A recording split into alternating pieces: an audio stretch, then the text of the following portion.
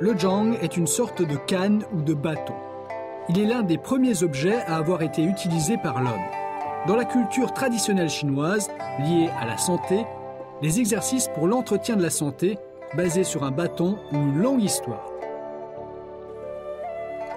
Les premiers récits historiques proviennent des illustrations du Daoyin, déterrées en 1973 dans un tombeau datant de l'époque des Han, sur le site de Mawangdui, près de Changsha dans le Hunan. On peut y voir deux personnages tenant un long bâton selon différentes positions. Ce sont les premiers documents relatifs aux exercices pour la santé à l'aide d'un bâton retrouvés à ce jour. Que cela concerne l'évolution du Wu, exercice primitif pour guérir les maladies et protéger la santé, ou celle des diverses méthodes de préservation de la santé à travers le Qigong, notamment le Daoyin bionique et le Xingqi, on peut constater la longue histoire des exercices réalisés à l'aide d'un bâton. Le Taiji Bang, transmis et pratiqué par Zhao Zhongdao à l'époque moderne, a également hérité de la tradition des exercices du Qigong réalisés à l'aide d'un bâton. Il correspond à la promotion de la culture traditionnelle chinoise sur la santé et aux demandes populaires diverses en matière de santé.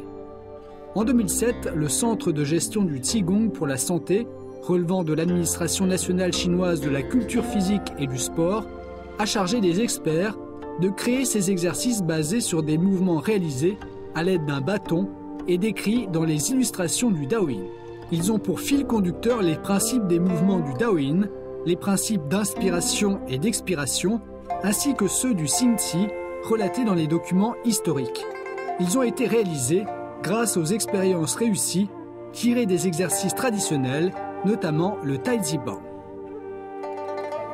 Le Taiji Yangshengzhang s'inspire des concepts de la culture traditionnelle du Taiji, entre autres l'harmonie entre le yin et le yang, l'unité entre le ciel et l'homme. Il a hérité de la quintessence des exercices traditionnels à l'aide d'un bâton, caractérisé par la coordination avec la respiration et le réajustement de l'esprit.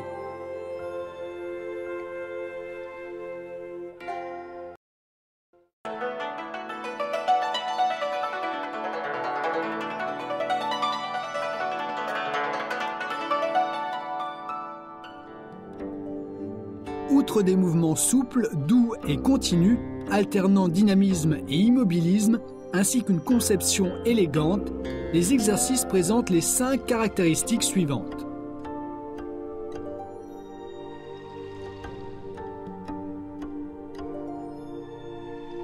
1. La cohérence du corps et de l'esprit conduite par le bâton. Le Taiji Yangshengzhang a pour idée directrice de se laisser guider par le bâton en vue de conduire le Qi et de le faire circuler et de privilégier la détente de l'esprit, suivie par les mouvements du corps. À chaque mouvement actif ou inactif, ouvert ou fermé, fléchi ou étiré, en avant ou en arrière, le Qi est activé avec la mise en mouvement du bâton et dirigé vers l'endroit désiré selon l'arrivée du bâton. Grâce au mouvement du bâton dans tous les sens, haut, bas, gauche, droite, avant, arrière, les pratiquants calment leur esprit, conduisent leur respiration grâce au mental, concentrent leur attention et harmonisent leur corps et leur esprit. 2. Prendre la taille comme axe et harmoniser les mouvements du corps et du bâton.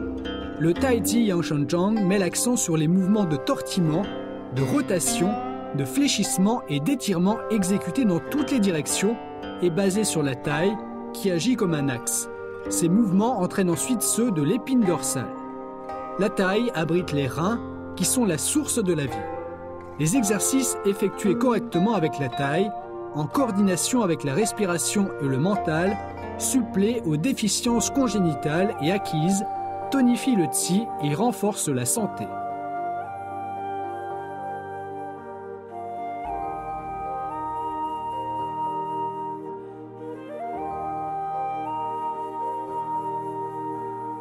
« 3. Combinaison du massage et du mouvement du bâton. Dans la pratique, le bâton amène non seulement les mouvements du corps à coopérer étroitement avec la respiration afin d'étirer plus amplement les muscles et les os, mais encore il masse les points d'acupuncture, les méridiens et les organes.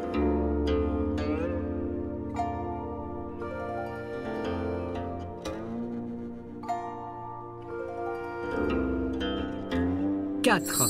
Les mouvements du bâton doivent être arqués et se faire dans différentes directions. Les ancêtres chinois pensaient que le ciel est rond et la terre carrée. Le Taiji Yangshanzhang a pour mouvements principaux des cercles doux, souples et continus. Tous les mouvements du bâton doivent être arqués. L'enchaînement doit être doux entre deux mouvements. Les mouvements s'effectuent dans toutes les directions. Ils comprennent non seulement des cercles horizontaux et verticaux, mais aussi des mouvements avant-arrière, haut-bas et gauche-droite.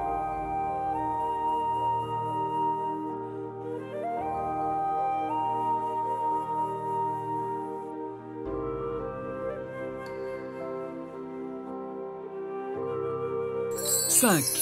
Tenir le bâton avec les deux mains. Le bâton agit comme le prolongement des bras. Il doit fusionner avec le pratiquant. Tenir le bâton avec les deux mains permet l'union entre ces deux éléments. En tant qu'axe, la taille permet le mouvement du corps entier. Le mouvement du bâton entraîne celui des membres et affecte ensuite celui des organes. Un mouvement externe appelle un mouvement interne. Ils sont complémentaires et interdépendants.